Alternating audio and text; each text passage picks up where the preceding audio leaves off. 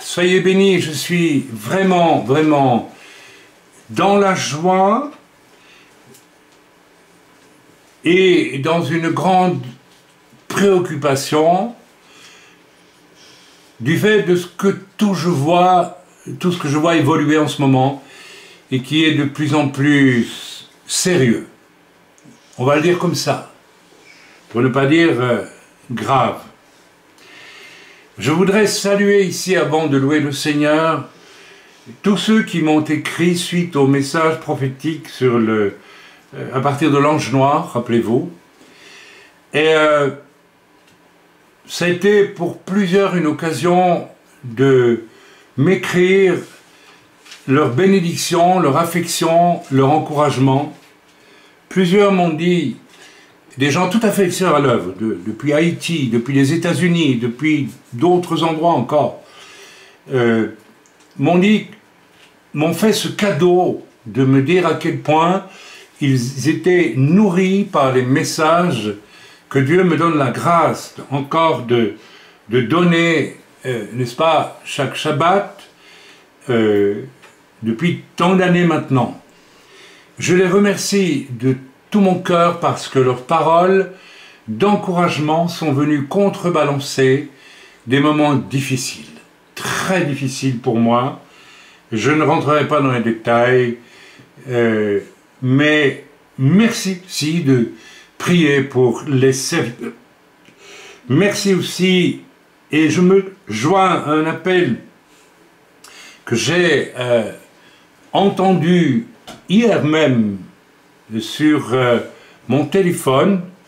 Je suis allé sur YouTube et j'y vais quelquefois, et j'ai entendu une personne qui suppliait le corps de Christ d'arrêter de critiquer les serviteurs de Dieu et d'arrêter de relayer des discours et des accusations non vérifiées, d'arrêter de haïr ceux que Dieu vous a donnés pour vous aider à rester debout. Dieu vous a donné des hommes de Dieu, il y en a aujourd'hui, qui sont là pour vous aider à tenir debout, à traverser toutes les tempêtes devant lesquelles nous allons être confrontés, contre lesquelles nous allons être confrontés. Parce que ce qui se passe avec le Covid, ce n'est rien à côté de tout ce qui vient. Mais le diable, dans sa malignité absolue, arrive à utiliser des chrétiens eux-mêmes, ou de faux chrétiens, qui passent plus de temps à traquer les ragots, les rumeurs, les choses qui circulent contre les serviteurs, que de prendre du temps, dans le recul qu'implique l'amour que l'on a pour ceux que l'on critique. Personnellement, j'ai vérifié en 37 ans beaucoup de défauts chez des serviteurs de Dieu. J'ai entendu aussi, quelquefois, des choses très désagréables, tellement désagréables, tellement fausses, que par amour j'ai toujours pris du recul, en me disant, comme je ne peux pas avoir le point de vue de cet homme de Dieu, c'est comme dans un couple. Quand il y a dispute, le conjoint le plus orgueilleux parfois va trouver le pasteur et donne son point de vue. Alors il est convaincant, je vous assure, il est convaincant, il est une victime, ce conjoint-là est une victime. C'est clair, c'est net, vous ne pouvez pas si vous le croyez directement, il a raison. Alors j'ai toujours, dans ces cas-là, commencé par ne pas croire ce qu'on me dit. Ne pas croire ne signifie pas dire à la personne « je ne te crois pas », parce qu'il est possible qu'elle ait raison, il est possible qu'elle ait partiellement raison, et il est possible qu'elle ait complètement tort. Alors je m'informe de la partie adverse et je découvre parfois des choses extrêmement surprenantes. Que celui qui accuse en premier est souvent le pire. Alors je vous mets en garde, frères et sœurs.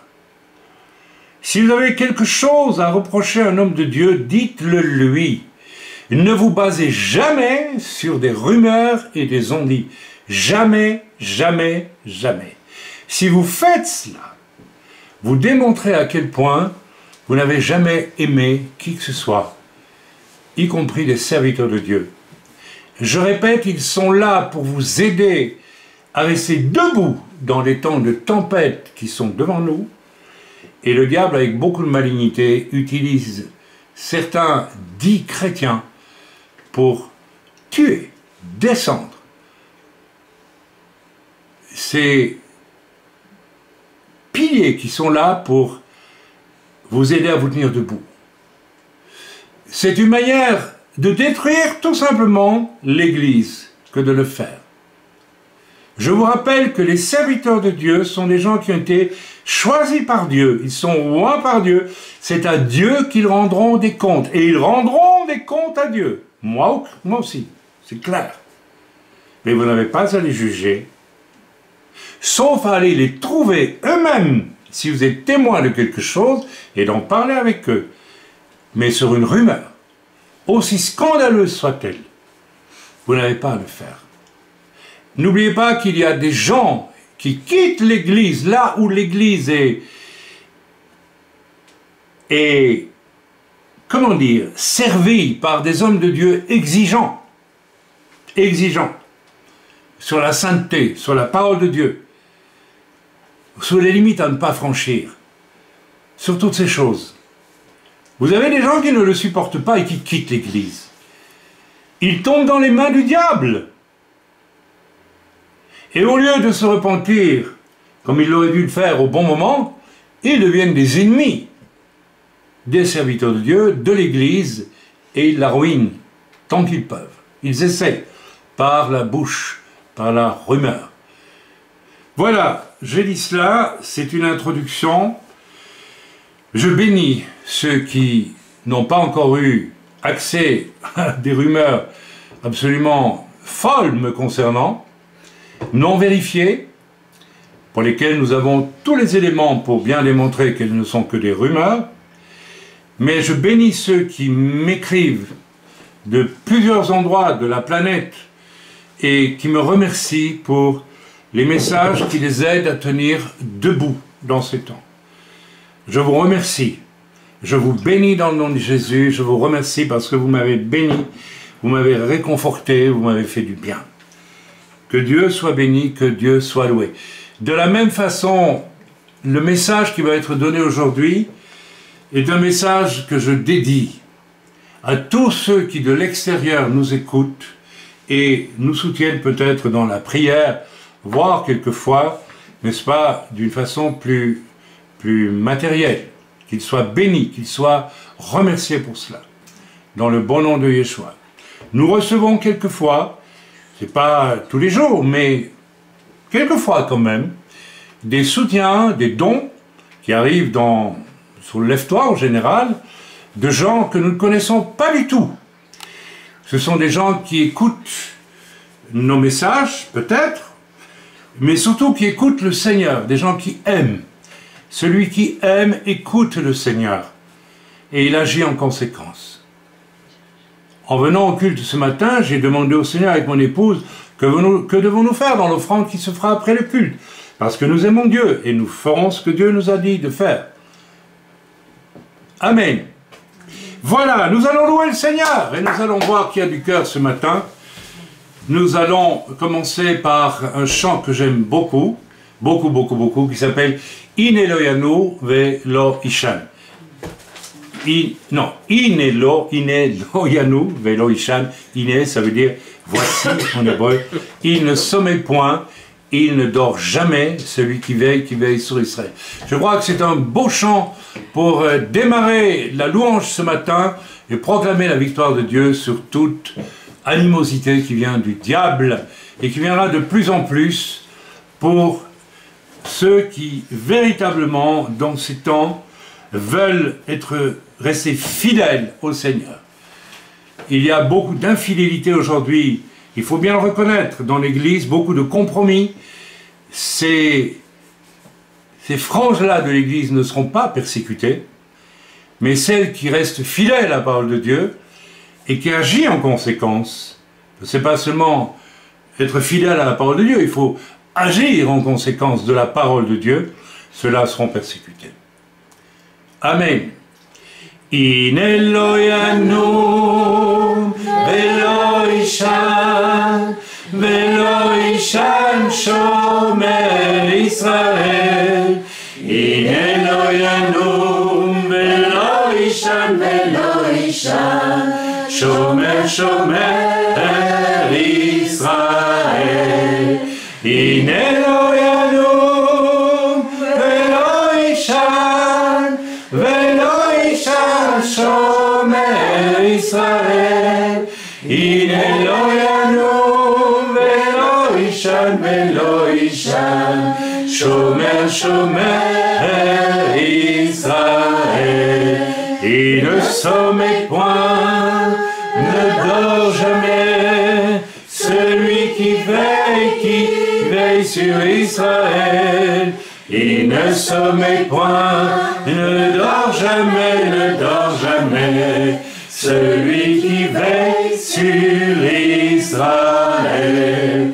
Il ne sommeille point, ne dort jamais, celui qui veille sur Israël.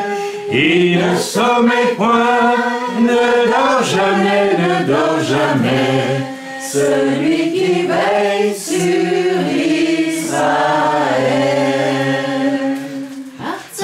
Alinu, Alinu, Alinu, Alinu, Alinu. Farashnu, vegam zarahanu, farashnu, vegam zarahanu, avanot lo katsanu, avanot lo katsanu. Nagila, Benismecha.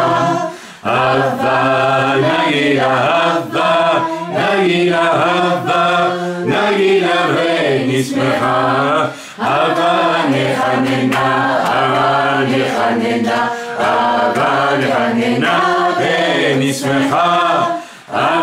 Nechanena, Benismecha.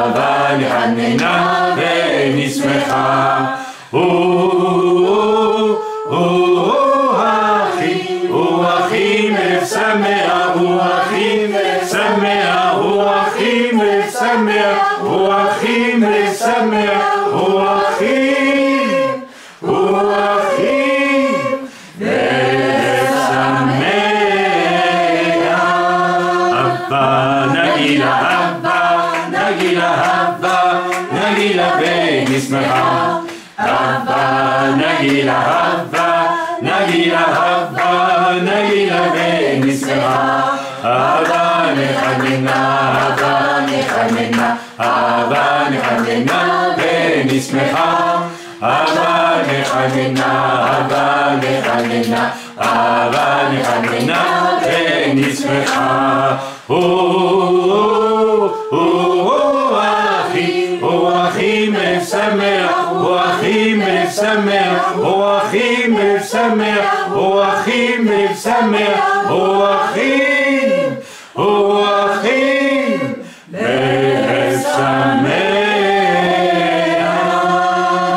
Seigneur, je veux te louer, te glorifier, Seigneur, et j'ai de la joie ce matin à te louer. Merci, Seigneur, de nous permettre encore de nous réunir pour le culte, Seigneur. Amen. La grâce que tu nous donnes. Amen. Béni sois-tu, Père éternel. Merci, éternel. Gloire et louange à toi. Toute la gloire. Amen. Gloire et louange à Merci toi. Seigneur parce que tu es le Dieu miséricordieux Seigneur. Merci. N'oubliez pas de parler assez fort, hein. Merci Merci. Seigneur pour ton amour, ta bienveillance chaque jour Seigneur. Merci parce que Seigneur c'est toi qui as créé le ciel et la terre. Tu nous as créés Seigneur tous. Et je te remercie Seigneur pour ta bonté. Chaque jour, même quand c'est difficile, tu es là Seigneur et je t'en rends grâce. Merci Seigneur, au nom de Jésus. Le Seigneur me donne une parole. Tu as vécu ces dernières heures une expérience extrêmement dure. Très, très, très, très dure. Tu as été confronté à quelque chose qui n'est pas facile ni agréable à voir ou à vivre. Tu as été confronté à la mort.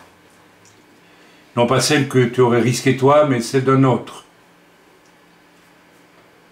Le Seigneur te dit, j'ai permis cette chose afin que tu sortes de ton rêve illusoire, afin que tu sortes de ta mentalité de teenager de la prospérité dans laquelle tu as grandi, dans laquelle tu as vécu, qui t'a fait envisager la vie comme une grande rigolade. Tu as joint l'Église, mais tu n'as pas renoncé à cet état d'esprit qui te fait chercher la facilité en toutes choses, qui te rend lâche, qui te rend faible, qui te rend égoïste. Et tu as été confronté dans les dernières heures à la mort d'une façon terrible. Le Seigneur l'a permis pour t'interpeller et te demander maintenant de rentrer dans ton costume d'homme, de sortir de ton enfance prolongée, égoïste, superficielle, méchante par moments, mauvaise, au nom de tes fantaisies, au nom de tes caprices. Le Seigneur te dit maintenant, s'il me faut provoquer encore quelque chose pour t'ouvrir les yeux sur la vérité, sur la réalité, sur la vie et la mort, et tout ce que cela implique, s'il te faut encore une épreuve, afin que je t'ouvre les yeux, afin que tes yeux s'ouvrent, et qu'ils rentrent enfin dans ton corps d'homme, dans ta mentalité d'homme, dans ta mentalité d'adulte, toi qui te dis chrétien. Eh bien, je le ferai, dit le Seigneur. Mais je ne t'abandonnerai pas, je ne te lâcherai pas, que tu n'aies choisi de devenir un homme, et non plus un enfant prolongé, égoïste et vain, dans le bon nom de Jésus. Amen. C'était une parole de Dieu. Mes amis, un autre frère, il y a quelques semaines, a vécu une expérience redoutable. Je ne l'expliquerai pas. Ou plutôt, je ne citerai pas son nom, c'est inutile.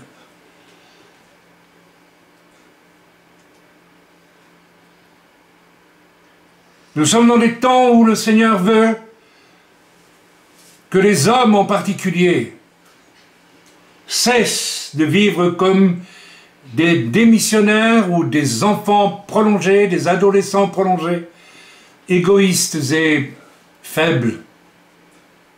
Le Seigneur veut que se lève une armée d'hommes dignes de ce nom, de vrais combattants, des hommes qui s'investissent vraiment, du fond du cœur, qui se sentent responsables. Une bonne partie des hommes dans le corps de Christ aujourd'hui sont des irresponsables, dangereux, extrêmement dangereux.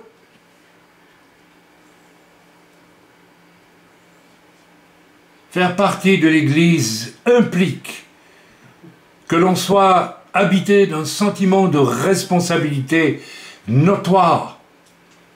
Car lorsque l'on fait partie de l'Église, on fait partie d'un combat qui ne cesse ni jour ni nuit.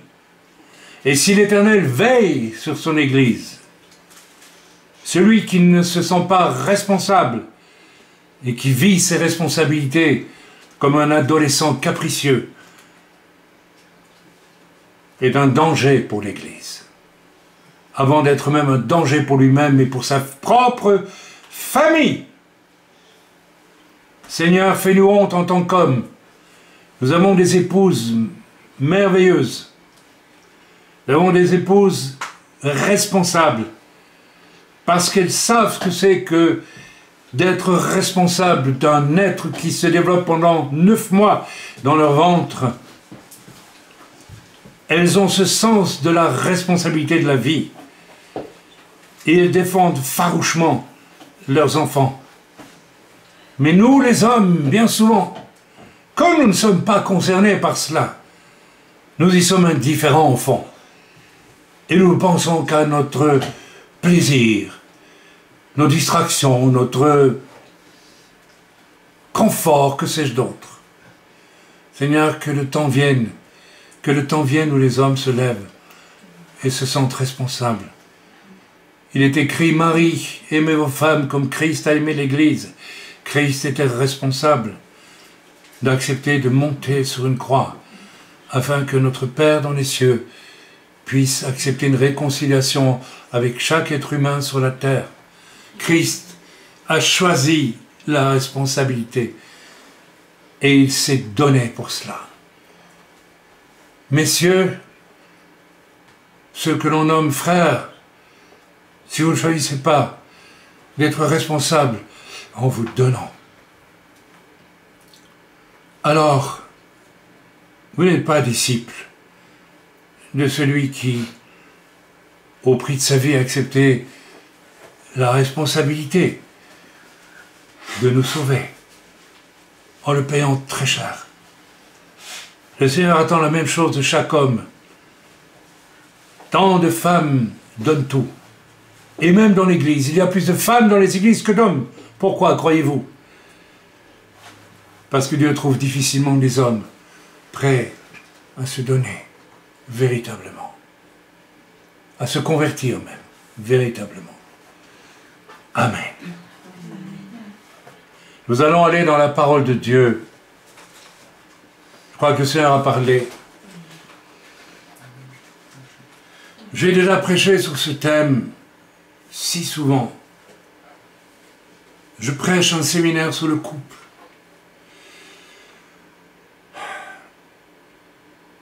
J'ai appris que dans un pays du monde, je ne dirai pas lequel,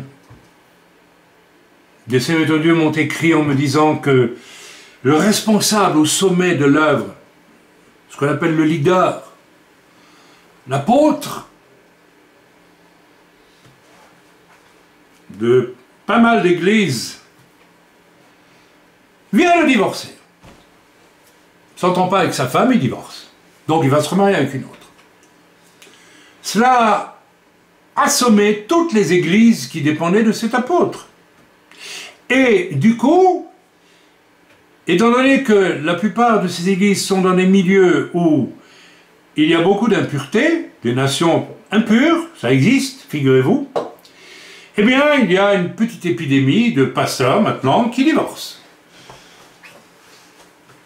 Alors, les chers serviteurs de Dieu que je connais, qui sont venus nous voir, que j'ai eu l'occasion de scruter, d'observer, sans leur demander rien, sans leur demander d'où ils venaient, je me fiche de leur dénomination. J'ai essayé de savoir qui ils étaient, eux. En cela, j'ai fait comme l'apôtre Pierre a fait avec Paul, quand Paul est monté à Jérusalem après 13 ans de ministère. 13 ans. Il a été reçu, il a été scruté, observé et accepté comme serviteur avec grande simplicité. Aujourd'hui, à Jérusalem, ce n'est plus du tout le cas.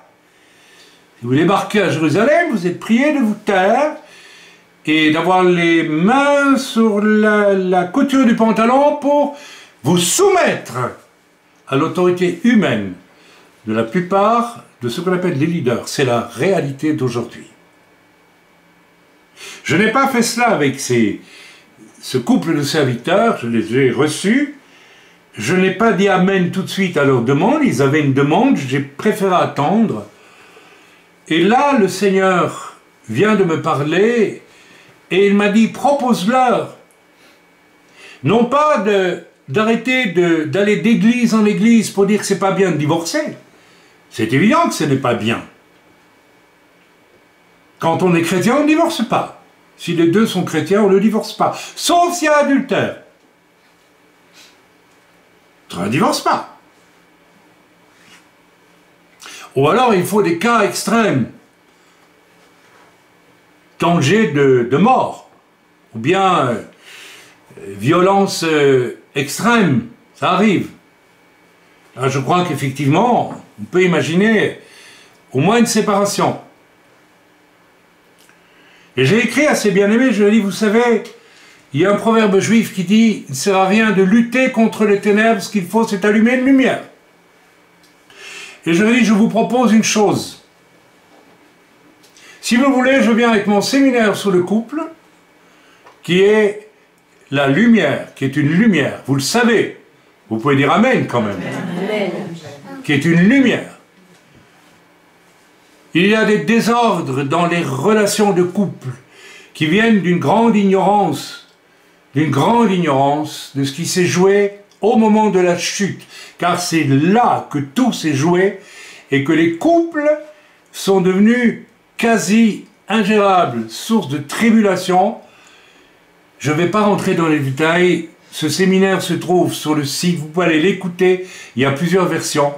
Et je pense, malgré ma fatigue, malgré mon âge, que si je peux aller donner ce séminaire pour une majorité de pasteurs réunis dans un même endroit avec leurs épouses, ça sera une grande victoire pour le Seigneur. Je vous demande de commencer à prier pour ça. Je l'ai proposé à ces bien-aimés et je préfère aller au combat, parce que ce sera un combat, que de perdre mon temps éventuellement à toujours ramer avec des personnes qui en réalité ne veulent pas vraiment avancer. Donc j'espère que l'Église ici, et l'Église à Jérusalem, l'Église même au refuge et en France, du côté de Nice, me soutiendra dans ce combat. Amen. Et que lorsque je reviendrai, je ne trouverai pas une église complètement déconfite parce que la paresse, le laisser aller, l'égoïsme, et que sais-je d'autre, la dureté de cœur et le péché peut-être. Voilà. Je ne sais pas pourquoi je vous parle de ça, mais je vous l'ai dit. Nous allons lire un passage dans le message que je vais vous donner ce matin s'intitulera, alors que ceux qui doivent mettre ça sur YouTube prennent note tout de suite, s'il vous plaît. Ne viennent pas me demander après c'est quoi le titre du message. Soyez un peu assez vif que pour le prendre tout de suite maintenant. L'amour engendre la rigueur, mais la rigueur n'engendre pas l'amour. Mystérieux, hein, comme titre. Très mystérieux. Très profond. Ce que je vais vous donner à entendre ce matin est, je crois, très profond. Pourquoi je vous le donne ce matin? Je ne sais pas.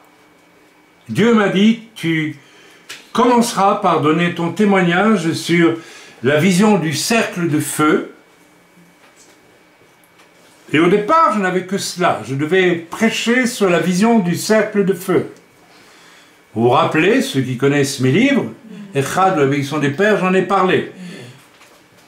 Certaines personnes m'ont écrit, lorsque j'ai publié ces livres, en me disant que cette vision du cercle de feu, dont je vais reparler dans quelques instants, les a portés dans là où ils avaient peur de faiblir. Parce que cette vision du cercle de feu nous parle de l'amour absolu qui est Dieu.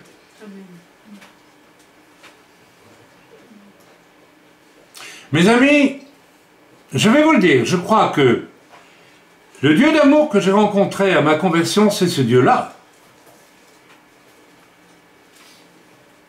C'est le Dieu de l'amour absolu. Dieu n'est pas celui qui aime, Dieu est l'amour. Aussi, quand nous parlons de l'amour, certains chrétiens pieux avec toutes les apparences de la bonne chrétienté vous diront, mais nous avons de l'amour, nous envoyons 5 francs tous les mois à la mission une telle, nous faisons ça, c'est pas de l'amour. Le véritable amour fraternel, puisque Yeshua a résumé toute la loi, qui est une rigueur. La loi, c'est de la rigueur. Il la résume dans quelque chose qui n'a rien à voir avec la rigueur. Je vous signale. La loi, c'est de la rigueur. Je vais le démontrer, on va en parler. Jésus résume toute la loi qui est rigueur dans quelque chose qui n'a rien à voir avec la rigueur, qui est l'amour. Tu aimeras le Seigneur ton Dieu de ton cœur et ton prochain comme toi-même. Mais la question qu'on peut se poser, comment puis-je aimer mon prochain comme moi-même si je n'ai même pas goûté ce qu'était l'amour de Dieu? Et là, c'est très mystérieux, c'est très étrange, c'est très étonnant. Parce que je crois que beaucoup de chrétiens n'ont jamais goûté l'amour de Dieu. Alors on ne va pas revenir sur les raisons pour lesquelles ils n'ont pas goûté l'amour de Dieu. Parce qu'ils n'ont jamais été convaincus de péché, ils n'ont jamais eu soif d'autre chose que le monde dégoûtant dans lequel ils vivent. Parce que c'est ça, la vie sans le Seigneur. C'est un monde dégoûtant dans lequel on vit. Dans un monde dégoûtant dans lequel on vit. Mais on n'en est pas dégoûté. Et donc on n'est pas là à chercher autre chose. Et cette autre chose, c'est fatalement Dieu. Que voulez-vous que ce soit d'autre? Si ma vie est un ramassis de choses mauvaises, à qui puis-je m'adresser sinon à celui qui a créé ma vie pour me dire, est-ce que je peux devenir différent? Et il vous dira oui. J'ai envoyé mon fils, il y a des siècles, à Jérusalem pour mourir pour toi, pour effacer tes péchés. Mais pas seulement effacer tes petits péchés, pour que tu sois bien tranquille sur ta chaise. Non, pour que tu commences à vivre de la nature de Jésus, qui est Dieu.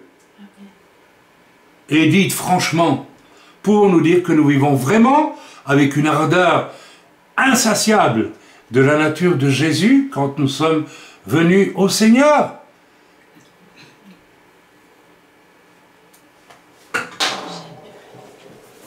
Nous allons lire, parce qu'on a beaucoup tourné autour de ça ces dernières semaines, chapitre 16 de Corinthiens. Quand je parlerai les langues des hommes et des anges, c'est pas mal, même des anges. Si je n'ai pas l'amour, je suis un airain qui résonne. En d'autres termes, excusez-moi, je vais pousser les choses très loin. Si je n'ai pas Dieu, je suis... Vous allez dire, c'est pas possible. Je suis baptisé du Saint-Esprit et je n'ai pas Dieu. C'est quelque chose qui ne va pas. Je ne sais pas comment vous pouvez répondre à ça. Moi, je ne sais pas. Il ne s'agit pas de l'amour. Il ne s'agit pas des bons sentiments.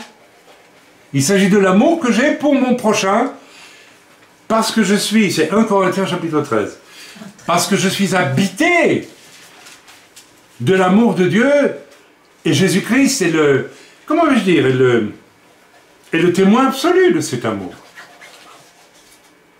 Donc je peux très bien avoir accepté le Seigneur, être baptisé du Saint-Esprit et ne pas être habité de l'amour de Christ.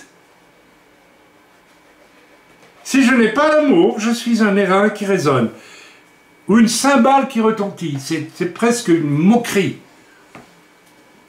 Vous prenez une casserole, dans la cuisine de Milena, vous prenez un morceau de bois, faites bing, bing, bing dessus, et qu'est-ce que ça a d'intéressant? Eh bien, tu es ça, nous sommes ça, quand nous n'avons pas l'amour. Nous sommes rien, nous sommes une vulgaire casserole. Il y a des garnements méchants qui attachent des boîtes de conserve à la queue des chiens, et ça court dans la rue, et le chien est ridicule, n'est-ce pas? Quelquefois, on fait cette farce aussi à des jeunes mariés. Je ne sais pas si c'est vraiment bon goût. On l'a fait. Mais, vous êtes ridicule. Alors, certains cas, un peu de ridicule peut peut-être aider à devenir plus humble. Mais si tu dois te considérer comme une casserole sur laquelle on tape avec un bâton de Chantal, bing, bing, bing, bing, tu es grotesque.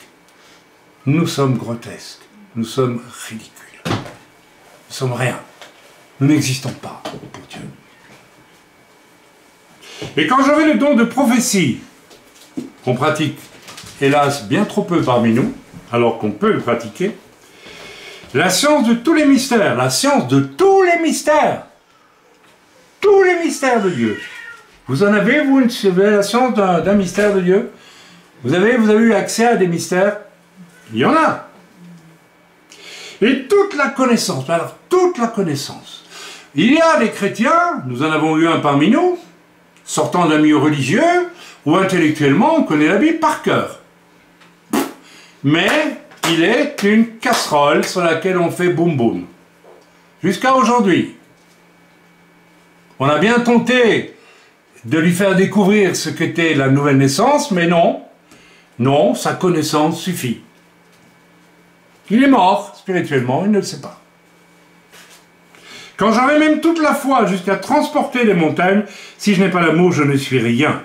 Et quand je distribuerai tous mes biens pour la nourriture des pauvres, quand je ferai toutes sortes de bonnes œuvres, quand je courrai même derrière Chaim pour l'aider pour tout, pour faire ceci, pour faire cela, si je n'ai pas l'amour, je ne suis rien. Cela ne me sert à rien. À rien. À rien. Il y a comme ça des gens qui n'ont pas d'amour. La preuve, c'est que lorsqu'ils sont interpellés par Dieu sur le péché, ils refusent. Donc ils n'aiment pas Dieu. Ils n'aiment pas Dieu. Si le Créateur de mes jours me fait remarquer ceci et cela et que je me braque, je n'aime pas Dieu. Comment puis-je dire que j'aime mon prochain? Je n'aime pas non plus. Je vais peut-être faire beaucoup de choses, pour faire croire que j'ai de l'amour, mais je n'en ai pas. Je peux parler en langue, je peux prophétiser, je peux avoir la connaissance des mystères, je peux avoir toute la connaissance de l'Écriture, je peux l'étudier par cœur, la Bible, du premier verset au dernier verset de la Bible. Si je n'ai pas l'amour, je ne suis rien du tout, je n'existe pas. En d'autres mots, je ne vais pas participer des œuvres magnifiques proposées par le Saint-Esprit et qui sont celles de Dieu et dans lesquelles je vais rentrer et auxquelles je vais participer. Il y a des chrétiens qui ne pratiquent jamais une œuvre inspirée par le Saint-Esprit. Jamais. Jamais. Et beaucoup ne pratiquent que très peu d'œuvres personnelles que Dieu leur a données à vivre. C'est très rare aujourd'hui. Alors qu'est-ce qu'ils ont? Ben, ils ont juste la fidélité, et puis voilà, ils font des bonnes œuvres, ils sont dans l'église, etc. Mais mes amis, je vous connais tous. Je pourrais vous prendre chacun et vous dire, là je sais qu'un jour, toi, tu as fait une œuvre que le Seigneur t'a commandée. Puis d'autres, aucune. Jamais. Parce que vous n'avez pas l'amour. Vous n'aimez pas. Je continue. Je vais commencer par vous donner 2 témoignages. Ça va être un peu long ce matin, tant pis. J'obéis au Seigneur. 2 témoignages qui nous parlent tous les deux de la même chose. 2 témoignages d'une grande puissance et d'une grande beauté spirituelle et qui ont tous les deux comme point commun l'amour. Sans l'amour, je ne suis rien. La première, vous la connaissez. Je me suis retrouvé un jour en tant que prophète à Jérusalem dans une convention où le Seigneur m'a demandé de prophétiser des choses qui sont avérées exactes, puisqu'elles correspondaient, je me rappelle notamment d'un ministre d'un pays, ou d'un futur ministre d'un pays et un homme d'affaires assez riche, et chrétien, qui était présent, et j'ai reçu pour cet homme une prophétie, et il a confirmé, c'est plutôt une parole de connaissance, suivie d'une prophétie, et il a confirmé, il a dit que c'était vraiment époustouflant, c'était du Seigneur. Et Dieu m'a fait la grâce dans cette convention, alors que je n'étais pas membre d'une église de Jérusalem à ce moment-là. Nous étions en train de construire notre propre travail à Jérusalem. Et Dieu m'a fait la grâce de prophétiser, n'est-ce pas? Alors que dans le même temps, j'étais un homme désespéré, un homme malade. J'avais été confronté à des situations terribles de rigueur dans l'Église, mais pas d'une rigueur qui dépend de l'amour, d'une rigueur qui est une rigueur d'homme, une rigueur religieuse, où l'on m'avait accusé faussement, sur base de choses fausses, de diverses choses, et où je n'ai pas eu la possibilité même de m'exprimer en face de ce qu'il faut appeler un véritable tribunal ecclésiastique, décidé finalement à me casser. C'était ça, c'était le but. Il fallait me casser. Je n'en dirai pas plus. Les choses existent dans la relation entre serviteurs, hélas. J'étais arrivé en France rempli d'amour, et j'ai servi le Seigneur d'une façon formidable, en pas mal d'endroits, mais là, j'ai vu qu'il n'y avait pas d'amour, pas du tout d'amour. Il y avait de la justice d'homme qui peut être extrêmement malsaine, mauvaise, qui peut être sous-tendue par l'ambition des hommes, par l'orgueil des hommes. Eh oui, ça existe, qu'est-ce que vous croyez? Et donc j'étais plongé dans un désespoir profond, à tel point que peu de temps après, le Seigneur m'a autorisé à quitter ce pays. Je me suis trouvé donc à Jérusalem, prophétisant dans ce grand rassemblement, et j'aurais donc dû être heureux, puisque j'avais la possibilité d'exercer le ministère. Et j'étais malheureux, et je sortais, ça a duré 2 jours, je pense, où j'ai prophétisé, et je suis sorti de là dévasté néanmoins, et je me suis retrouvé dans ma chambre à Jérusalem, dans un hôtel chrétien, entre guillemets, et j'ai dû prier dans ma chambre parce que je ressentais des présences impures et de toutes sortes dans cette chambre. Je l'ai complètement consacré au Seigneur et je me suis mis en prière, je me suis mis à genoux. Et là, j'ai vécu cette fameuse expérience dont j'ai déjà parlé, dont je parle avec beaucoup de pudeur et d'honnêteté. Pas du tout pour vous dire que j'ai vécu quelque chose d'extraordinaire avec Dieu, mais parce que c'est nécessaire d'en parler.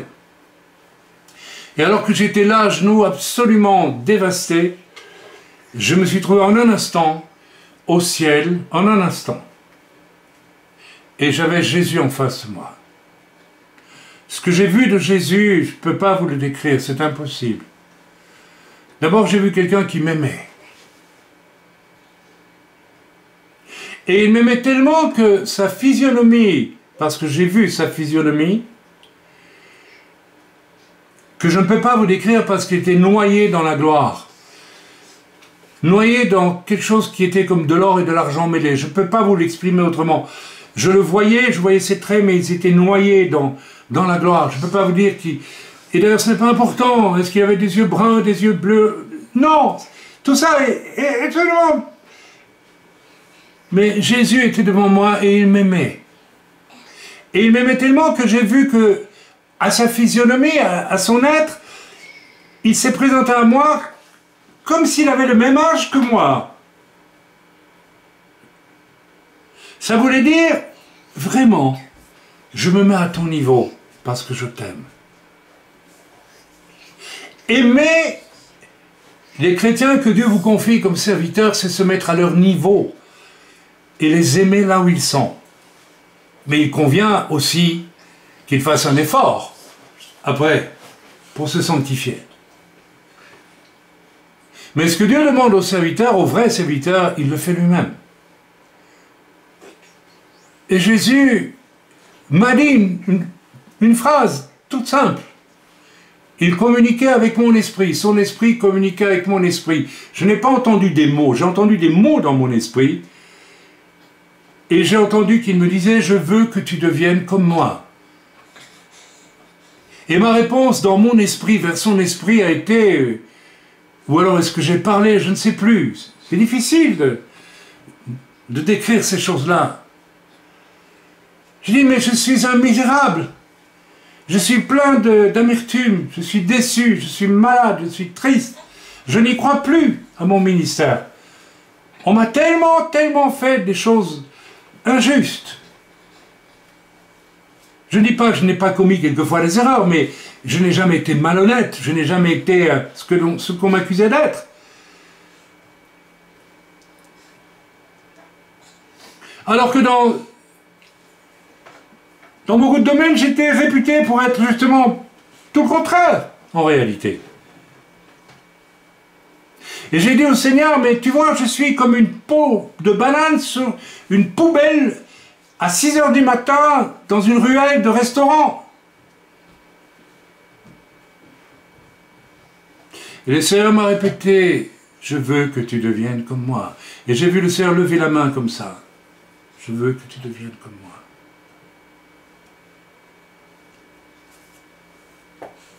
Alors que le Seigneur a fini notre entrevue, il a pris un diamant énorme, comme ça.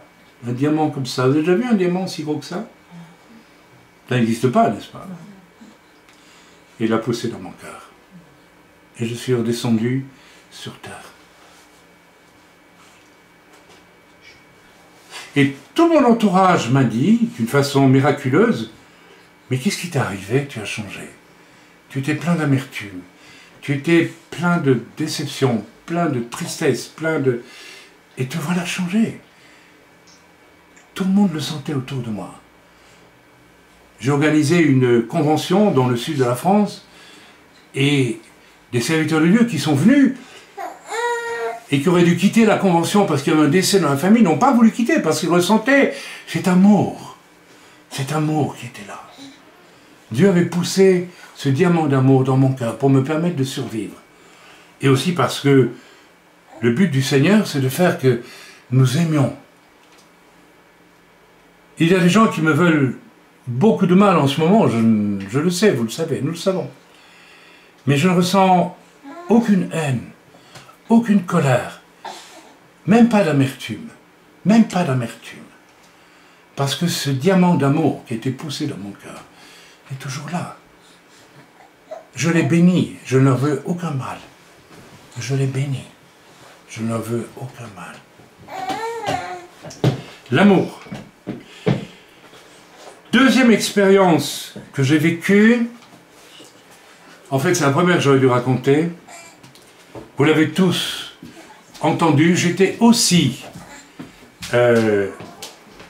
où étais-je le jour où cette vision m'a été donnée, je ne sais plus, j'étais quelque part, mais j'ai oublié l'endroit, et j'étais en prière, et j'étais choqué, j'étais dérangé, j'étais mal à l'aise avec... tous les discours qui affluaient vers moi, n'est-ce pas, de beaucoup de gens, sur la question de la Trinité, et du Echad, de l'unité de Dieu dans la Trinité. Ce sujet a fait couler des fleuves d'encre dans l'Église depuis le début jusqu'à aujourd'hui. Personnellement, j'ai toujours été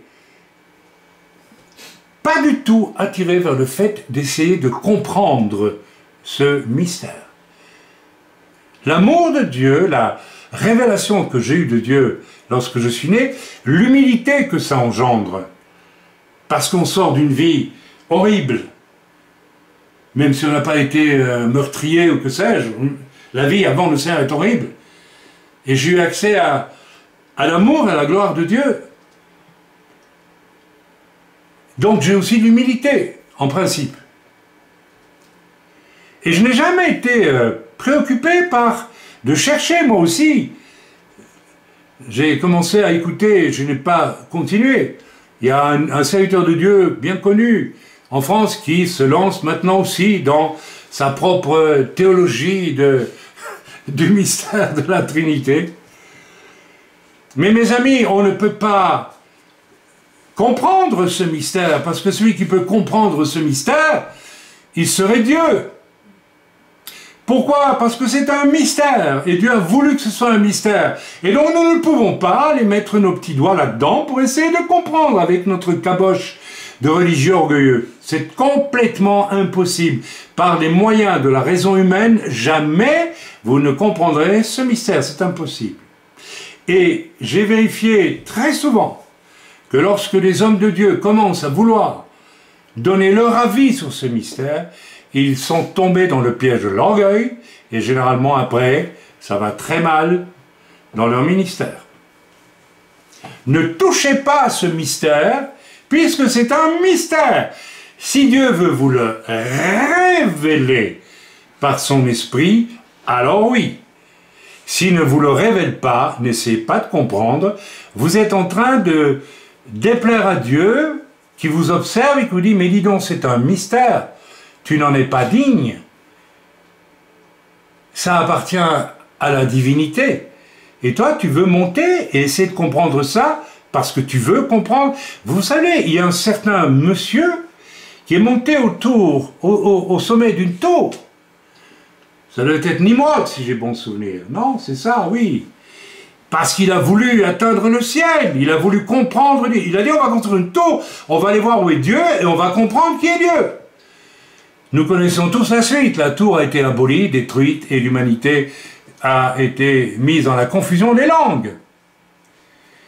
Alors, comme moi j'ai jamais cherché, je me suis toujours dit, ça sert à rien.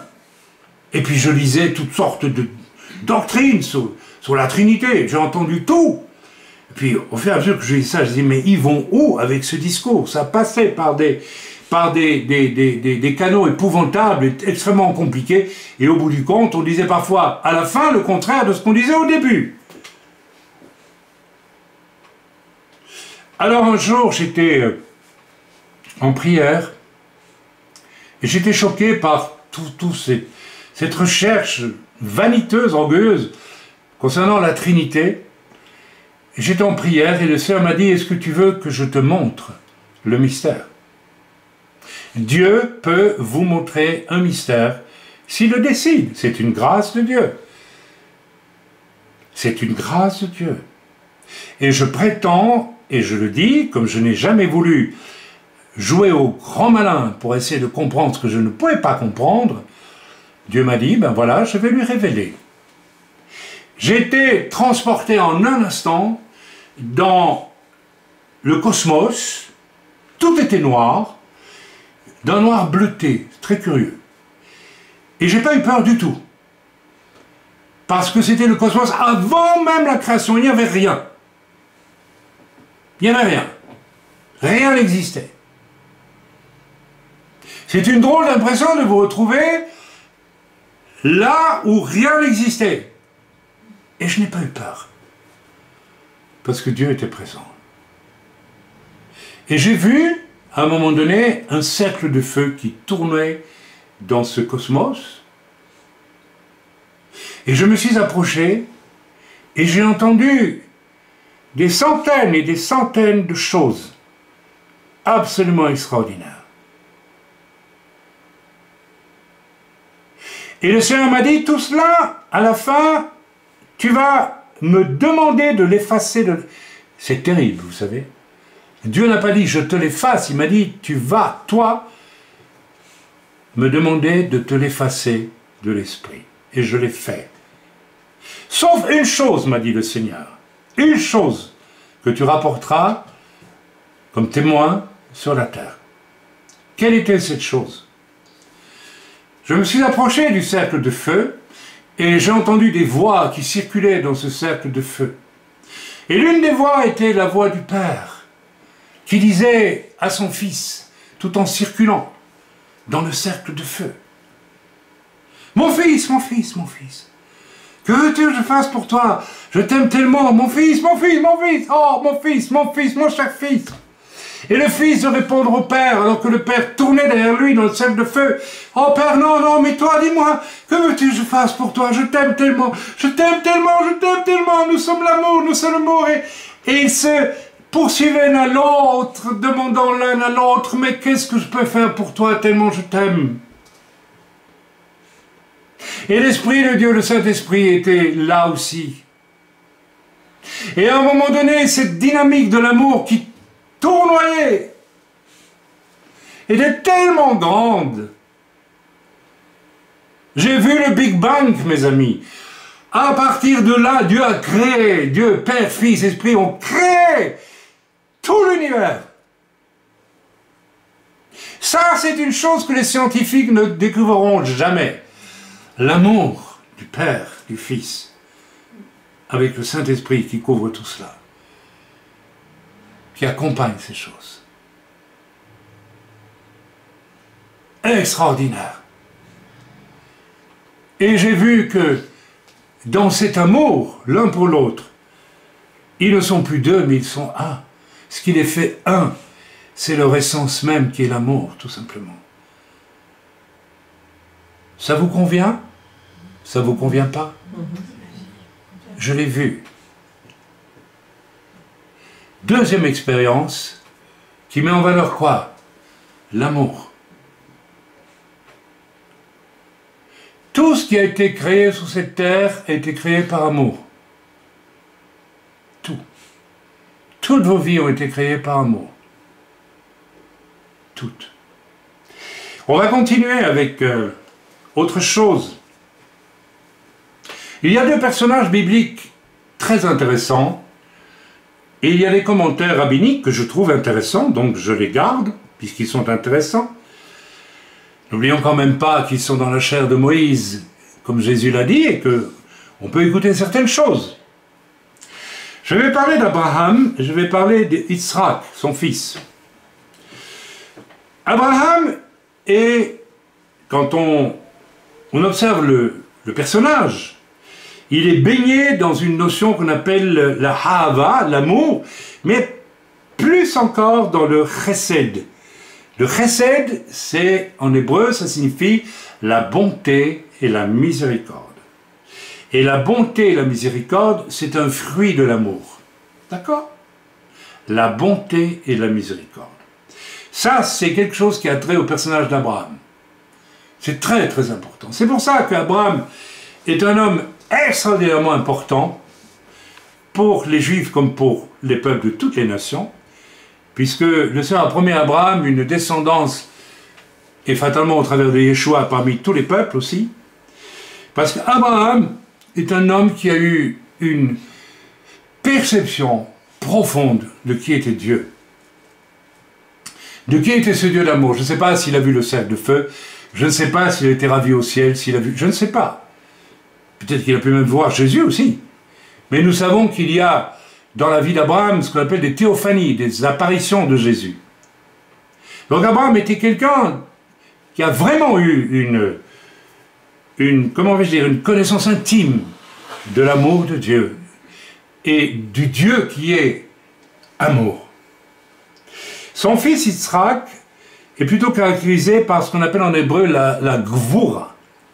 Gvura, en hébreu, c'est la rigueur. La rigueur. Et ces deux notions, l'amour et la rigueur, sont ultra dépendants l'une de l'autre et doivent fonctionner, non pas dans une espèce d'équilibre définitif, mais dans une relation d'équilibre. Je vous donne un exemple. Dieu crée l'univers par amour. N'est-ce pas? Mais il le crée dans la rigueur. Le monde qui est autour de nous a des lois. Ce n'est pas un scientifique qui me dira le contraire. Toute la nature a des lois. Il y a des lois, il y a des lois. Newton, la pomme, il y a des lois. Il y a plein de lois que les scientifiques découvrent. Et ils découvrent toujours qu'ils n'ont pas encore compris toutes les lois. En fait, ce que les scientifiques font en recherchant ceci ou cela, ils recherchent les lois de Dieu dans la création. Dieu est rigoureux et les lois de Dieu sont rigoureuses. La loi aussi est une chose rigoureuse. Retenez ça parce que nous allons parler d'Israël dans quelques instants. Mais j'espère que j'ouvre déjà votre esprit sur des notions extrêmement importantes. Ok. Alors on peut quand même se poser la question, qu'est-ce qui est le plus important? Le chesed, le hava, l'amour, ou le chesed chez Abraham, ou est-ce que c'est la rigueur chez Yitzhak? En d'autres mots, qu'est-ce qui est le plus important? L'amour de Dieu qui crée, qui donne la création, ou les lois de la création qui maintiennent la création en équilibre? Qu'est-ce qui est le plus important des deux? Évidemment, si on est égoïste et bête, on va dire, bah, c'est les lois qui maintiennent l'univers en équilibre, parce que, eh oh, moi j'y suis, n'est-ce pas? Mais si on est un peu plus intelligent, on comprend tout de suite que le plus important des deux, c'est qui? C'est quoi? C'est l'amour, parce que sans l'amour, il n'y avait pas de Gvoura. Sans Chesed, pas de Gvoura. Sans Abraham, pas d'Isaac. Et pour cause. C'est quand même intéressant quand on se rend compte, n'est-ce pas, que c'est cet même Abraham à qui Dieu va demander de sacrifier son fils Yitzhak. Waouh! Quelle profondeur dans cette affaire! Il y a là quelque chose d'extraordinaire. Ce n'est bien plus que le fait d'annoncer qu'un jour viendra quelqu'un qu'un père sacrifiera, à savoir le père sacrifiant son fils Yeshua. C'est tout autre chose de bien plus profond aussi qui intervient. Il y a ça, ce que je viens de vous dire, mais il y a autre chose. C'est une façon de dire à l'humanité, sans mon amour, la rigueur ne sert à rien. Donc quand je demande à Abraham de sacrifier Yitzhak, il y a aussi une lecture à faire qui est « Je préfère supprimer la rigueur si vous perdez l'amour ». Vous me suivez ou vous ne me suivez pas? Vous comprenez qu'il y a là un discours. Il y a là un discours important. Parce que le grand drame du peuple d'Israël et de l'Église, c'est que nous avons finalement préféré nos lois à nous, à l'amour du Seigneur. Nous avons utilisé la rigueur, mais une rigueur dévoyée, une rigueur utilisée dans des buts humains, et non plus une rigueur qui découle de l'amour de Dieu. J'espère que vous suivez, j'espère que vous comprenez. Mon parcours de simple homme converti à l'âge de 33 ans, et qui est 73 ans dans quelques jours, donc 40 ans de vie chrétienne. Mon parcours m'a permis de voir que l'Église est régulièrement traversée par des comportements d'une rigueur qui n'est pas la rigueur qui découle de l'amour, qui n'est pas la rigueur qui découle de l'amour de Dieu. Je vous donne un exemple. Un bruit court sur un homme de Dieu ou sur une personne. La rigueur humaine veut que, la rigueur dévoyée, c'est vrai, je répands. Mais la rigueur soumise à l'amour de Dieu, elle dit non, je ne crois pas, je ne répands pas, et si je n'ai pas les moyens de vérifier, je ne le crois pas. Je ne crois pas le mal. Je ne le crois pas. L'amour ne soupçonne pas le mal. Nous allons le lire dans Corinthiens tantôt. L'amour ne soupçonne pas le mal. Dieu ne soupçonne jamais le mal. Dieu voit le mal, mais ne soupçonne pas le mal. Je pourrais vous nommer bien d'autres exemples où la rigueur des hommes n'est pas en phase avec l'amour de Dieu et devient injustice aux yeux de Dieu, dans l'Église elle-même. Donc, si nous considérons que l'amour est plus important que la rigueur, puisque sans rigueur, sans amour, il n'y a pas de rigueur, on a compris maintenant ce que signifie la rigueur. Nous voyons aussi que c'est Abraham qui engendre Isaac, et ce n'est pas Isaac qui engendre Abraham. C'est l'amour qui engendre la rigueur comme outil nécessaire. Si l'on en revient à la lecture du début de 1 Corinthiens chapitre 13, si j'ai tous les outils nécessaires Donc, la rigueur, si vous voulez, le domaine de la rigueur, pour servir Dieu, mais que je n'ai pas l'amour, je suis rien. Nous l'avons lu là tantôt. Si je parle en langue, j'ai connaissance des mystères, si j'ai toute la connaissance de la parole de Dieu, si je donne même mon corps pour être brûlé, etc., etc., etc., si je n'ai pas l'amour, je suis rien. Ici, ce sont des éléments de rigueur, de la rigueur de Dieu. C'est Dieu qui bâtit du Saint-Esprit. C'est Dieu qui donne la science des mystères. C'est Dieu qui donne, n'est-ce pas, toute la connaissance. C'est Dieu qui m'encourage à faire des bonnes œuvres, bien sûr. Tout ça, c'est des choses que Dieu inscrit dans sa rigueur, c'est-à-dire dans les choses qu'il faut faire, n'est-ce pas? Mais si j'ai tout ça, mais que je n'ai pas l'amour, ben je suis rien. Je suis rien du tout. En d'autres mots, si j'ai Yitzhak, mais que je n'ai pas Abraham, je ne suis rien du tout. Et c'est Abraham qui a dû sacrifier Yitzhak pour le rendre relatif. Pour le rendre relatif. Puisqu'il n'a quand même pas sacrifié. Il y avait un discours. Quand le Père va accepter le sacrifice de Jésus, il n'est pas relatif. Il est absolu, il est complet. C'est intéressant ou c'est pas intéressant? C'est très intéressant. Voilà. Le chesed engendre la rigueur qui donne la loi, mais du point de vue de Dieu, toutes les lois qui donnent un sens à la création, je l'ai déjà dit, je le répète, mais pas leurs excès légalistes qui brisent et tuent tout et s'opposent à l'amour de Dieu. C'est très important. Donc c'est l'amour qui engendre la rigueur et pas l'inverse. C'est le conflit que Yeshua a eu quand il était sur la terre avec les religieux. Ils avaient fait de leurs règles une rigueur d'hommes, avec lesquels ils trichaient d'ailleurs par rapport aux priorités, n'est-ce pas? Oui. Et lorsque Yeshua va se promener avec ses disciples qui ne vont pas se laver les mains pour le repas, la rigueur des hommes va venir, mais.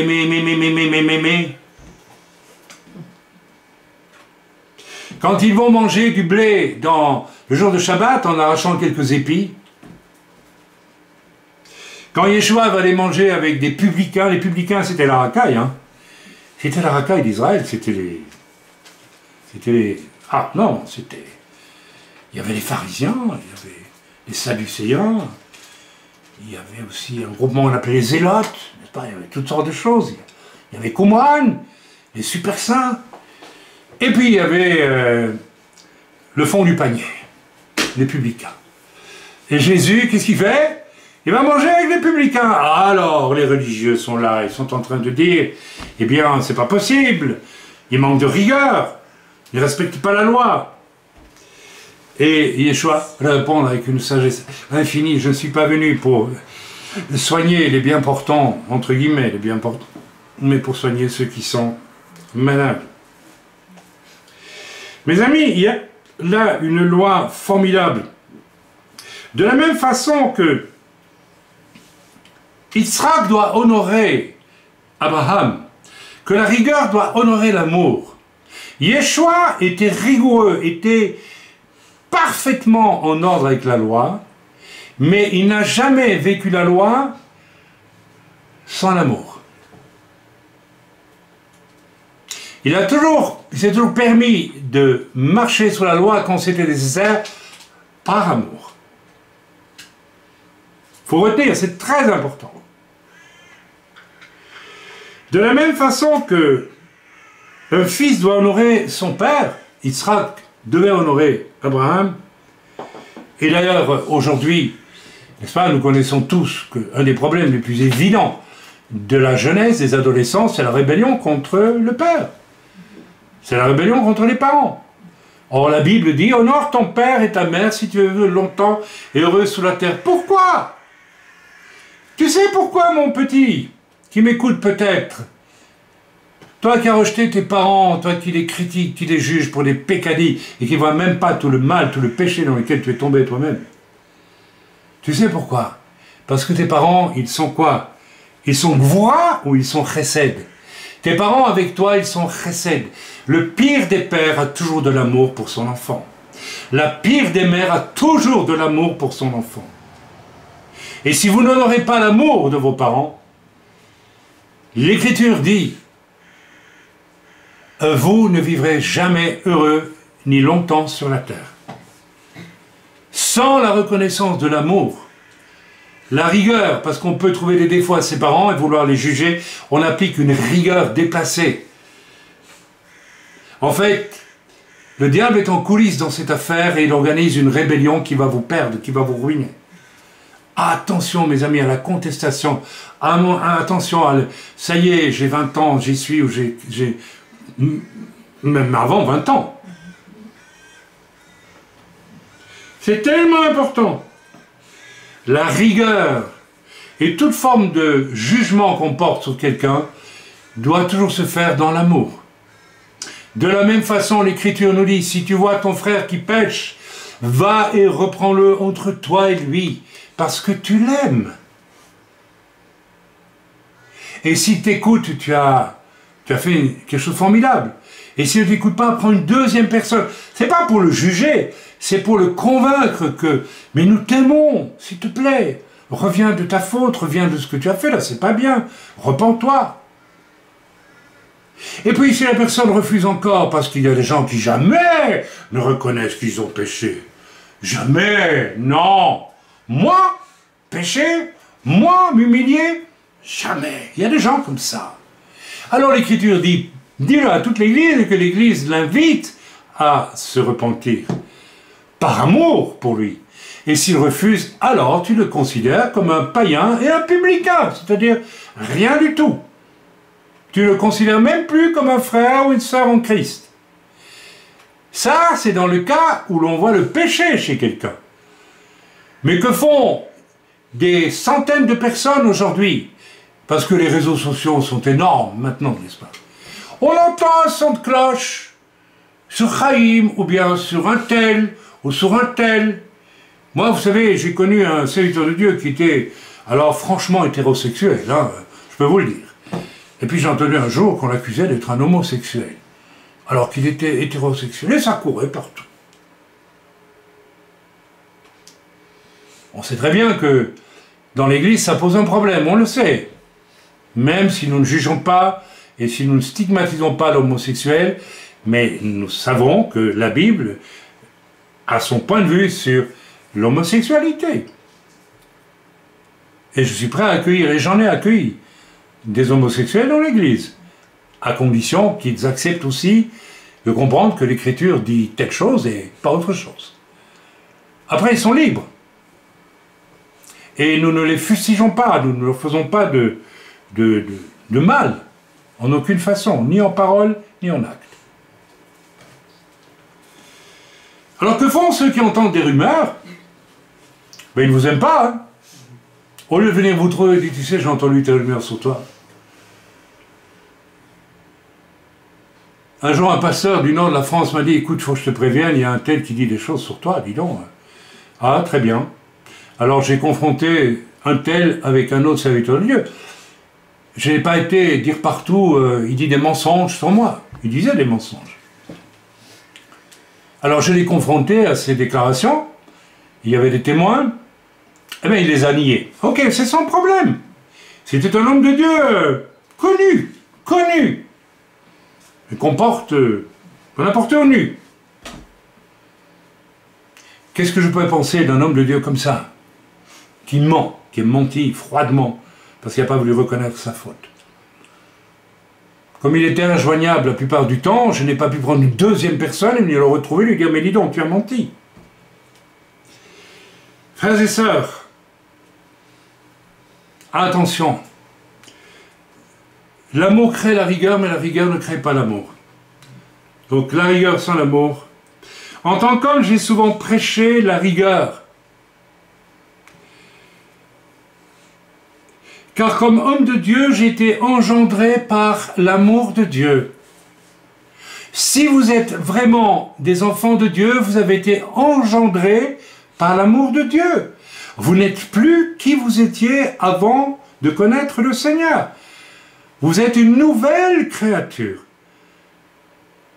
Ou alors vous êtes à moitié une nouvelle créature, mais là c'est parce que vous refusez à Dieu l'obéissance que vous devez à Dieu.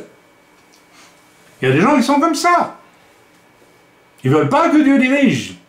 Ils veulent organiser eux-mêmes. Ils utilisent leur propre intellect, leur propre, leur propre rigueur à eux pour créer une solution de vie. Ils se proposent une solution de vie parce qu'ils ne veulent pas être soumis à celui qui les aime et qui peut leur donner la meilleure solution de vie, qui va impliquer aussi qu'ils vont participer à un plan qui vient de Dieu pour eux et pour les autres. C'est une autre question. Donc j'ai prêché la rigueur, mais c'est une rigueur qui était le fruit de quoi? Est-ce que j'ai été injuste avec aucun d'entre vous? Dites-moi. Dites-moi si l'un peut me dire, ce matin, que j'ai été un jour injuste avec l'un d'entre vous. Non. Ai-je été rigoureux? Oui. Cette rigueur-là, elle vient de quoi, à votre avis? De l'amour. Elle vient de l'amour, mes amis. J'aurais pu être rigoureux de façon injuste. Si l'un d'entre vous avait un problème avec l'autre, et j'aurais pris parti pour l'un d'entre vous contre l'autre, sans écouter l'autre, j'aurais été rigoureux, j'aurais utilisé la rigueur de manière dévoyée. Vous auriez le droit de m'accuser. Mais l'ai-je été? Non. Je n'ai pas été. Mais j'ai été rigoureux et je le resterai jusqu'au bout, parce que le Seigneur me demande de le faire, parce que je vous aime, et je vous aime, certes, bien moins que Dieu ne peut vous aimer, mais je vous aime. Parce que, lorsque je suis venu à Christ, eh bien, j'étais habité par l'amour de Dieu, tout simplement. Ok? J'ai tenté de pratiquer les vertus de celui qui m'a engendré. Lisons ces vertus dans 1 Corinthiens de nouveau, au chapitre 13 toujours, et au verset 4. 1 Corinthiens, là je suis dans Jean, pardonnez-moi, je vais aller dans 1 Corinthiens. Donc, l'amour est patient. J'ai vraiment envie de lire, n'ai-je pas été patient? Il est plein de bonté.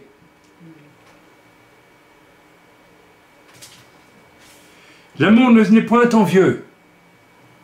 Est-ce que j'ai envié la moindre des choses que vous possédez? Non. Quelquefois, vous vous êtes fait des cadeaux entre vous, et j'ai dit, tiens, ça m'aurait bien plu aussi, mais j'ai dit, oh là, non, je ne vais pas être envieux, ils ont le droit de se faire des cadeaux entre eux. Quand vous alliez récupérer de belles choses à la déchetterie ici, ah, puis, je dis, tiens, ça m'aurait bien convenu aussi. Bon, mais ça fait rien. Je ne peux pas être envieux, je n'ai pas été envieux. J'aurais pu être envieux. L'amour ne se vante point, l'amour se vante point. L'amour ne se vante point. Il ne s'enfle point d'orgueil. Il ne s'enfle point d'orgueil. Il ne fait rien de malhonnête. Est-ce que j'ai fait une chose malhonnête parmi vous? Non. Merci pour le nom. Ça fait combien d'années qu'on se connaît? 25 au moins. Il ne cherche point son intérêt, il ne s'irrite point, il ne soupçonne point. Je reconnais que je me suis parfois irrité. Oui. Oh oui. Je me suis irrité parfois. Oui, ce n'est pas parfait. Personne n'est parfait. Je crois que je dois attendre d'aller au ciel pour connaître vraiment l'amour parfait du Seigneur. Mais quelquefois, il faut connaître que certains font tout pour qu'on s'irrite. Hein. N'est-ce pas? Mais néanmoins, l'amour ne s'irrite point. Donc je dois encore découvrir cette grande qualité qui consiste à ne pas m'irriter. Tout en étant dans la rigueur. Être rigoureux, mais sans être irrité. C'est pas évident, c'est pas facile. C'est pas facile. Il ne soupçonne point le mal, il ne se réjouit point de l'injustice, il ne soupçonne point le mal. M'avez-vous vu une seule fois relayer des accusations contre l'un ou l'autre sans que j'aie vérifié si c'était juste ou pas? Répondez, s'il vous plaît. Non. Jamais. Pourtant, j'ai entendu de ces choses. Mais, comme je sais qu'il y a loin de la coupe aux lèvres, et qu'il faut faire très attention avec tout ce que les gens racontent, Il ne se réjouit point de la justice, mais il se réjouit de la vérité. Il excuse tout, il croit tout, il espère tout, il supporte tout. Je m'arrête là. L'amour ne périt jamais. Et pour cause. Parce que si l'amour périt, ça veut dire que Dieu meurt aussi. Et Dieu ne mourra jamais. Ne mourra jamais. Amen. Frères et sœurs. Car au final, tout ce qui revient à l'amour, mais attention, un amour qui n'est pas passif, un amour actif. Il y a des gens qui vous disent, mais moi t'aime bien, moi j'aime l'église, j'aime Dieu, mais ils font rien. Ils prouvent jamais qu'ils aiment Dieu. Ah, mais ils donnent leur dîme, ils sont contents, voilà, c'est bien. Non, mes amis, non. L'amour pour Dieu, l'amour de Dieu en vous doit déborder, doit absolument déborder, ça doit se voir. Vous devez avoir un souci des âmes autour de vous. Ce n'est pas normal qu'il faille qu'une église dise aux chrétiens dans une église, il faut aller évangéliser. Ce n'est pas normal du tout. Vous avez, au nom de votre rigueur à vous, établi votre petit contrat, votre petit horaire, votre petit programme, et vous n'avez pas d'amour. Ça devrait déborder à tout moment. À tout moment. Si j'ai l'amour, à tout moment je dois être. Moi je peux vous dire, je dis très honnêtement, je ne dis pas qu'on a un succès fou tout le temps, mais il ne se passe pas de temps où je ne me décide pas à aller évangéliser. L'autre jour, je suis passé devant un lac tout près d'ici, et j'ai été saisi. Il y avait plein de gens qui se baladaient. Je dis, mais qu'est-ce qu'on attend pour venir leur parler du Christ, de Yeshua, de Jésus? Qu'est-ce qu'on attend? Allez, on va y aller. C'est plus fort que moi. Est-ce que c'est plus fort que nous dans nos vies? Est-ce que nous avons cette soif-là? Ou bien oui, on nous a dit, tu ferais bien de faire ça, on le fait, et puis c'est tout, terminé. On oublie après. Soyons honnêtes avec ça.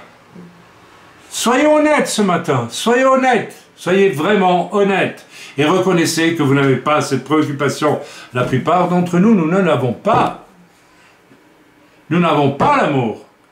Nous avons notre rigueur à nous pour gérer les choses pour nous. Mais nous n'avons pas l'amour. Nous avons oublié que c'est un Dieu d'amour qui nous a sauvés. Et nous en arrivons à cette hérésie absolue qui consiste à vivre, non pas à penser ou à dire, mais à vivre. Moi, je suis sauvé, tant pis pour les autres. Ça revient à ça. Extrêmement grave. Car au final, tout revient à l'amour dans nos vies. Et ce doit être la note essentielle, visible. Je vous souhaite tous que l'amour pour Dieu et le prochain soit votre obsession essentielle. Et je reviens sur les paroles de Yeshua. Toute la loi, c'est quoi la loi?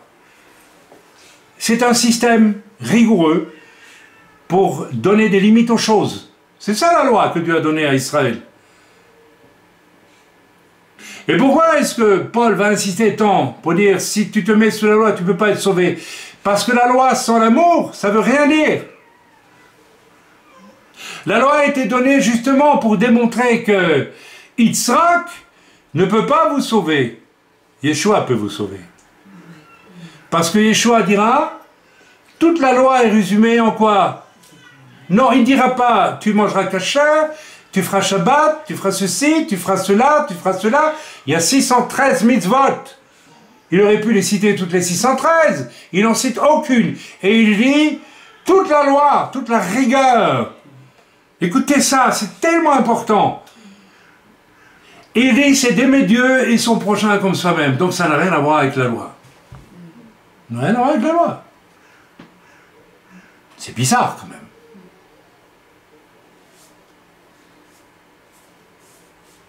C'est la manifestation de ce qui s'est passé quand Abraham va vouloir sacrifier Yitzhak. Le sens profond, ce n'est pas seulement l'annonce de Jésus qui vient donner sa vie un jour qui sera sacrifié par Dieu, notre Père, pour nos fautes. Non. D'ailleurs, je ne sais même pas, et je crois que ce n'est pas le cas, que Dieu a dit à Abraham, à cause du péché de l'humanité ou des gens autour de toi, va et sacrifie-moi ton fils.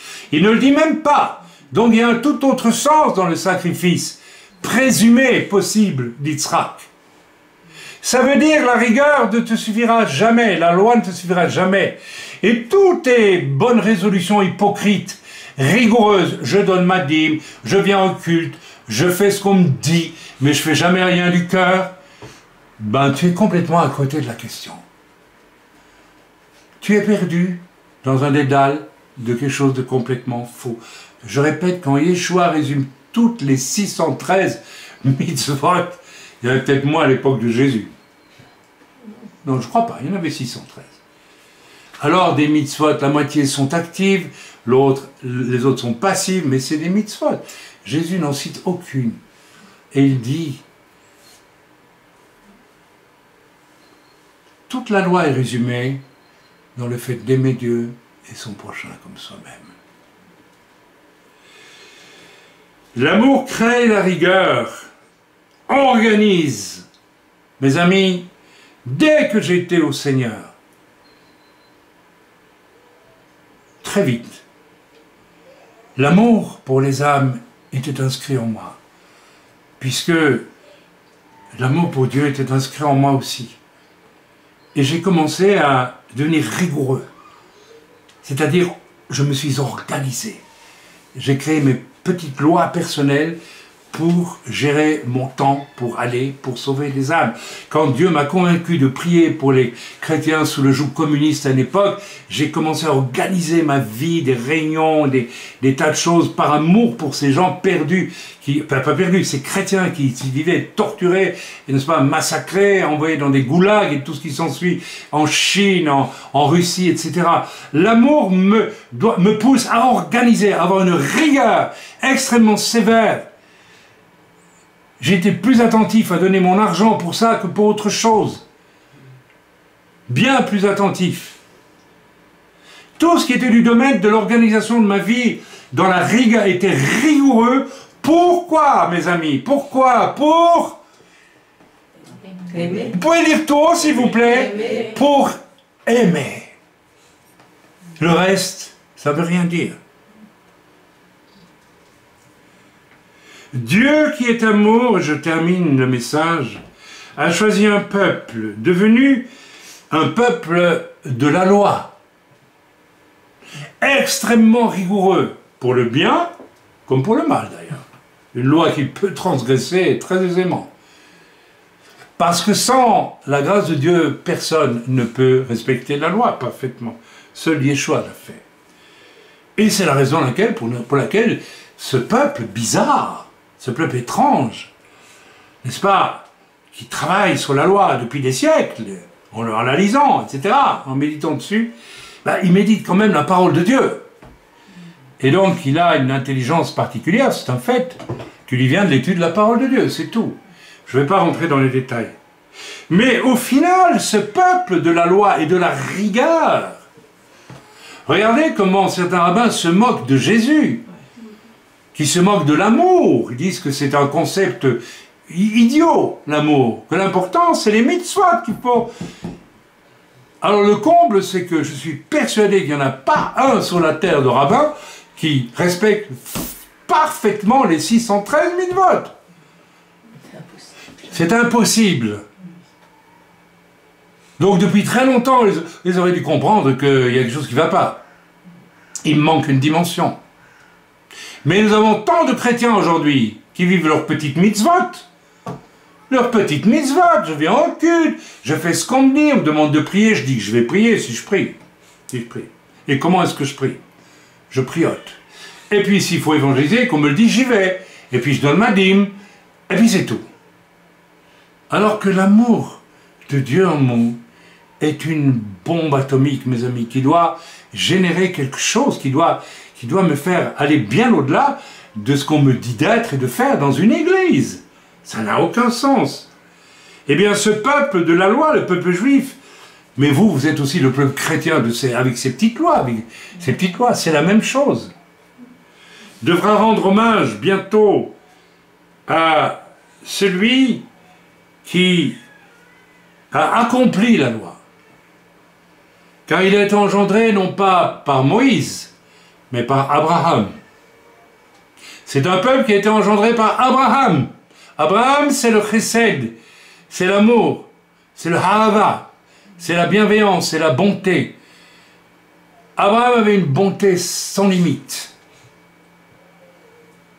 Même dans l'affaire avec Agar, on sent sa bonté. Bien que... Enfin, c'est une autre question. Son neveu est en danger, qu'est-ce qu'il fait Abraham? Il convoque tous ses guerriers, il va pour le tirer de là.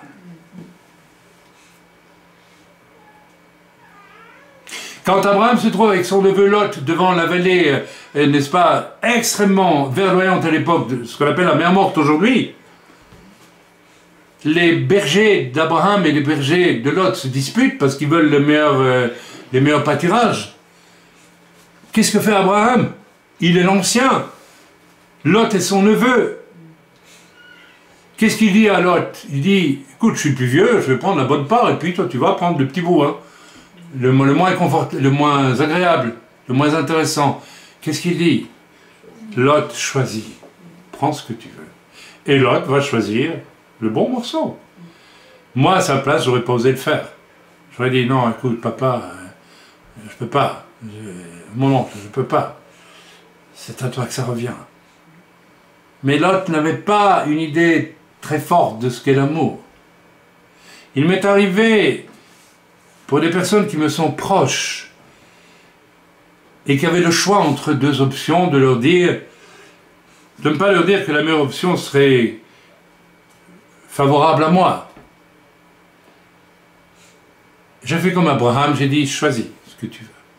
Et la personne a choisi l'option qui l'intéressait, elle, et pas moi. L'amour, ça va jusque-là. L'amour, ça va jusque-là. Abraham a engendré le peuple d'Israël. Moïse lui a apporté quoi? La loi. Mais, lisons bien. Moïse, par qui la loi, la rigueur, est donnée au travers, n'est-ce pas, des tables de la loi et de tout ce qui va venir ensuite, la construction du Mishkan, les règles de fonctionnement, des sacrifices, enfin tout cela, bref, les choses pures, hein, tout ce qui va sortir de là. C'est donné par Moïse, c'est pas donné par Abraham.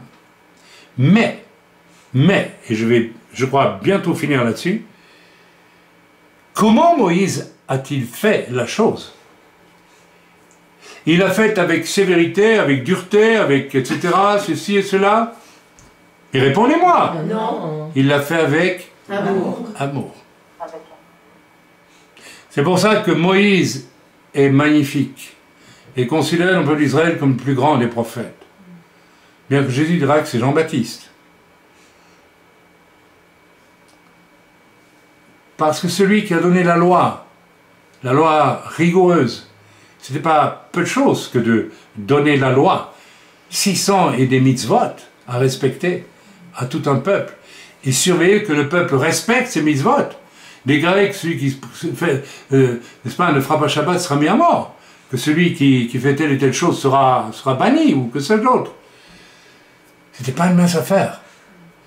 Mais dans le même temps, quand on lit 1 Corinthiens chapitre 13, l'amour est patient, Moïse a été le plus patient des hommes. Le plus patient.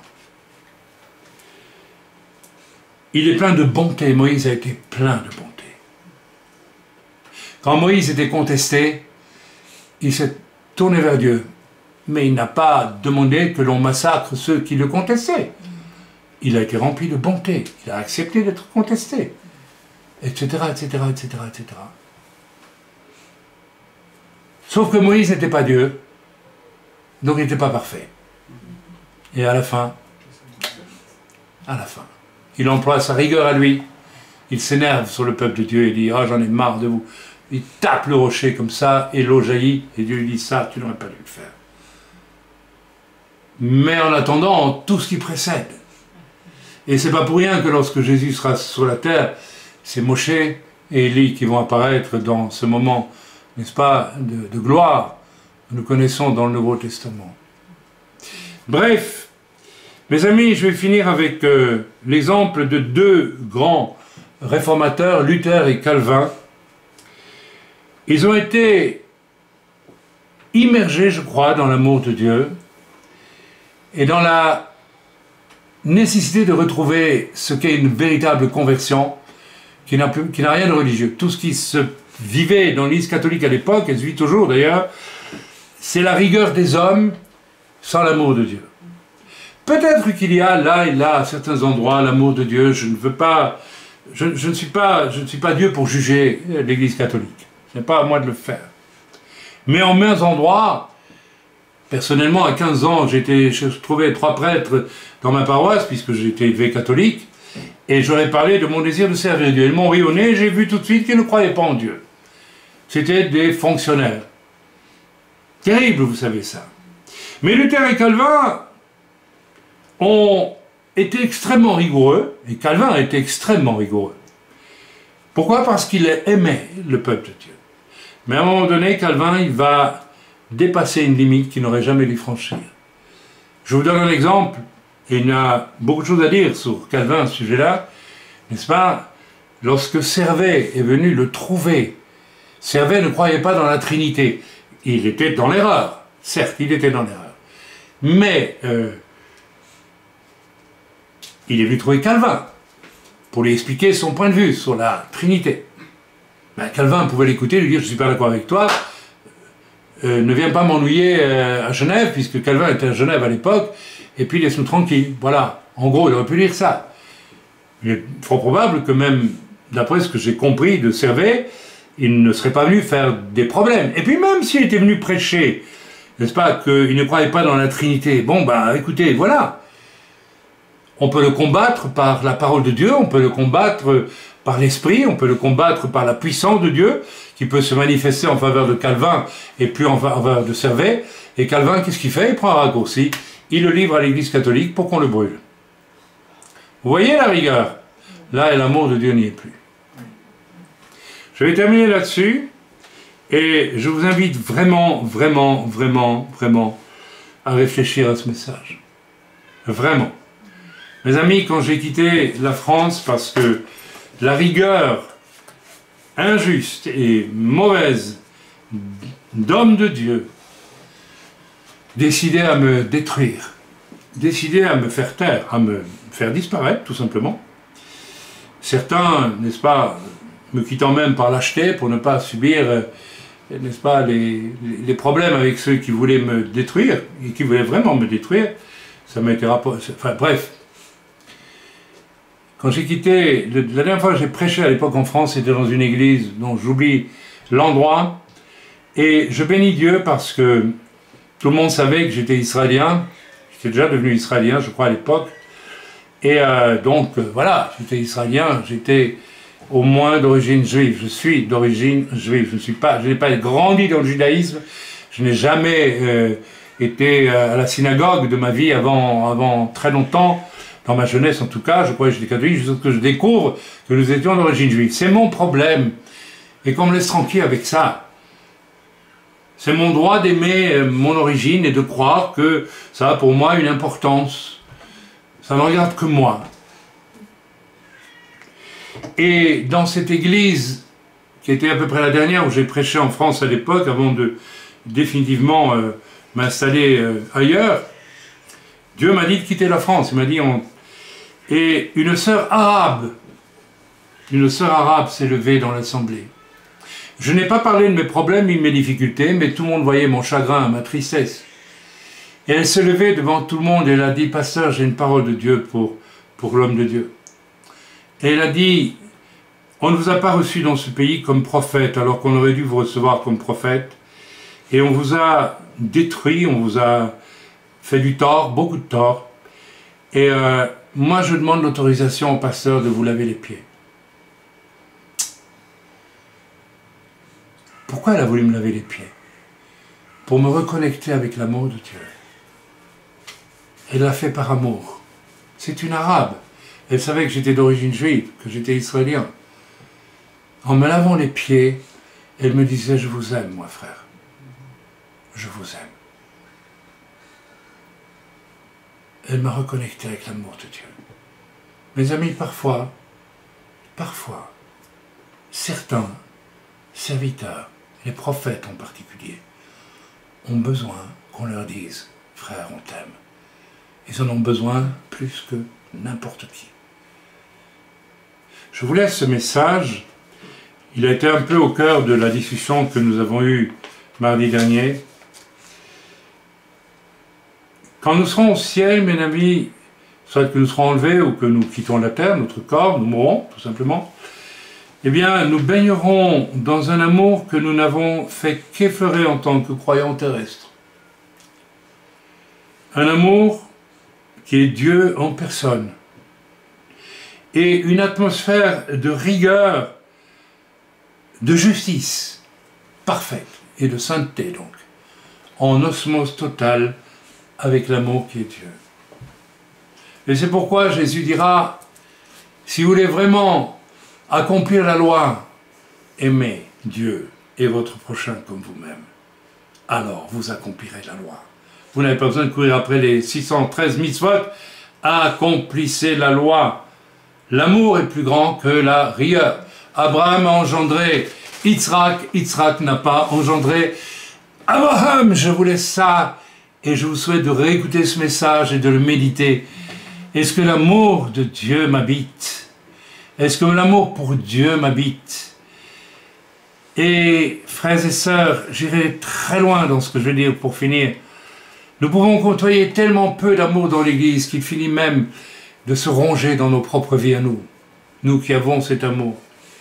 Si vous voulez prier pour moi, demandez au Seigneur qu'il me donne encore au moins 1 ou 2 ou 3 ou 10 occasions d'aimer mes frères les humains là où je peux aller.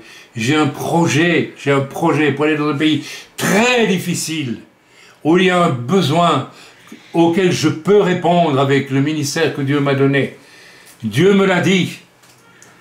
Eh bien, priez pour que je puisse y aller, même si je dois en mourir. Mais priez pour moi, pour que je puisse aimer jusqu'au dernier moment. Et je vous souhaite aussi à vous tous. Je prie le Seigneur qu'enfin, on cesse de marcher à côté de ses souliers. Complètement à côté de ses souliers.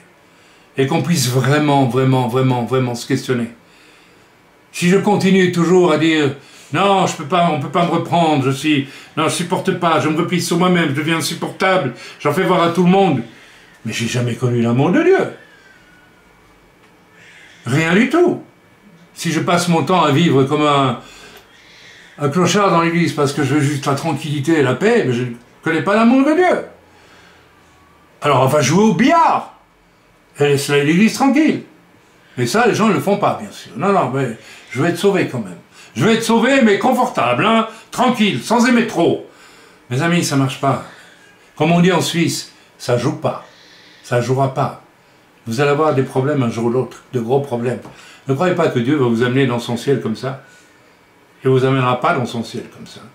Je l'ai prêché, reprêché, reprêché pendant des années, n'est-ce pas, et surtout ces derniers temps. Que Dieu vous bénisse, que Dieu vous accompagne. Je vous bénis et je vous aime tous dans le nom de Yeshua. Amen.